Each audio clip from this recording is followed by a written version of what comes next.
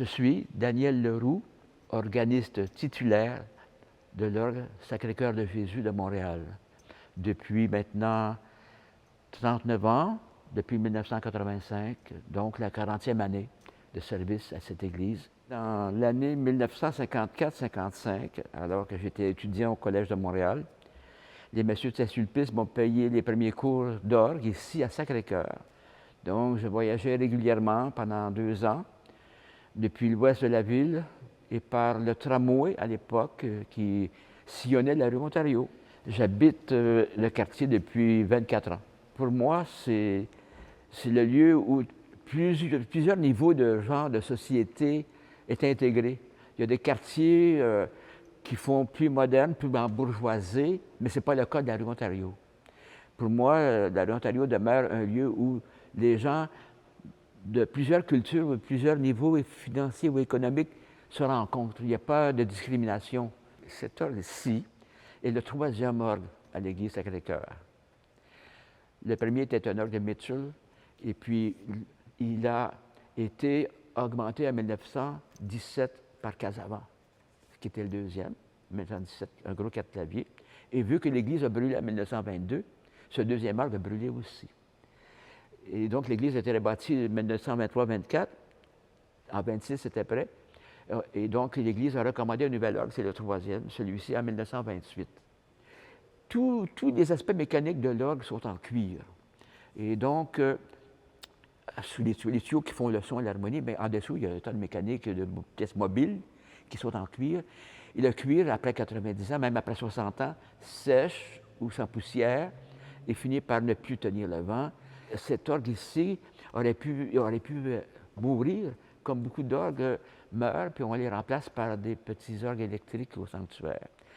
Sauf que j'avais eu la chance d'avoir un ami, facteur d'orgue, qui m'avait montré en même temps que mon professeur Bernard Lagacé comment se fabrique un orgue et comment ça fonctionne.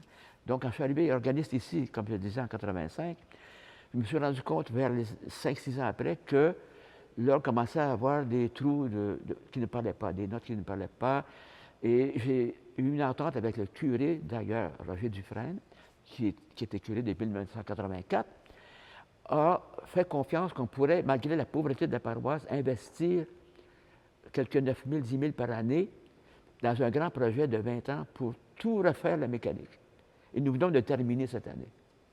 Vers les années 2006, 2011, quelque part dans ce moment-là, j'ai rencontré M. André Papa-Thomas qui donnait des cours à l'Université du Québec à la formation des futurs enseignants pour le développement de personnalité par la voix.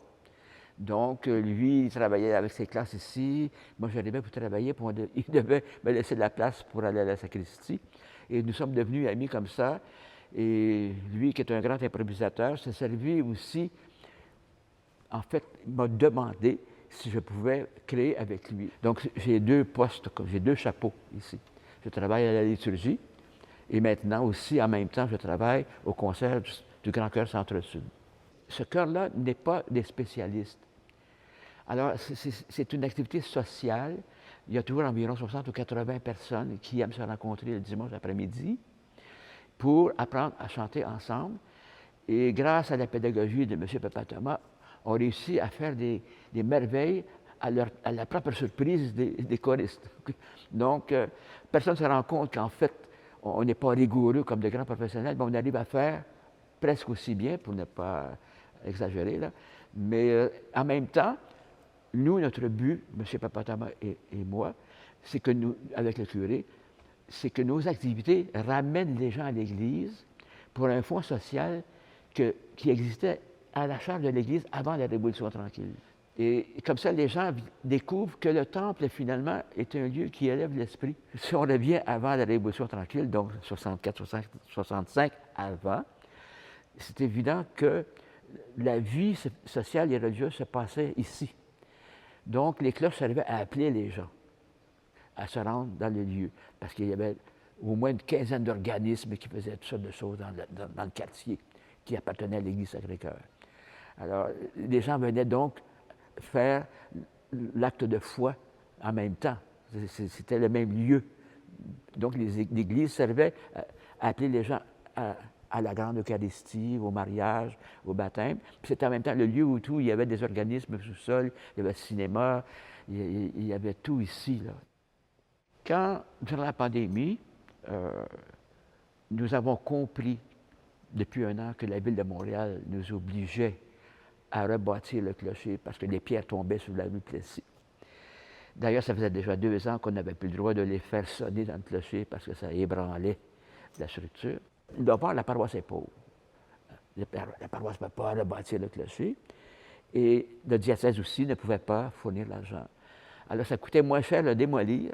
Il fallait démolir le clocher dans la partie qui pouvait supporter le plus les cloches, ou le plus bas possible, où les pierres ne tombent plus. Mais en même temps, on apprend que les cloches, on ne sait plus où on va les mettre, soit au dépotoir, ou soit dans la cour arrière du presbytère. Alors André, papa Thomas et moi, nous avons décidé qu'on les sauverait. Il a fallu unir tous ces gens, ingénieurs, spécialistes, campanologues, le clergé, pour faire quelque chose qu'on n'a jamais fait. Mais c'est une réussite parce qu'en janvier 2021, elles étaient toutes entrées. On nous a dit de référence que nous sommes la seule Église au monde qui garde ses cloches en permanence à l'intérieur. Nous composons, M. Papa Thomas et moi, de la musique ou avec le chœur qui respecte les tonalités des 5 cloches, il y a 5 tons. Nous composons orgue et aussi musique chœur et les instruments, nous avons violoncelle, violon, soprano, saxophone, batteur, percussion. Les percussions se mettent, nous avons un percussionniste de l'orchestre symphonique qui se met autour du grand dos. Donc, nous faisons des concerts avec les cloches. À chaque concert, il y a au moins une pièce ou deux avec les cloches.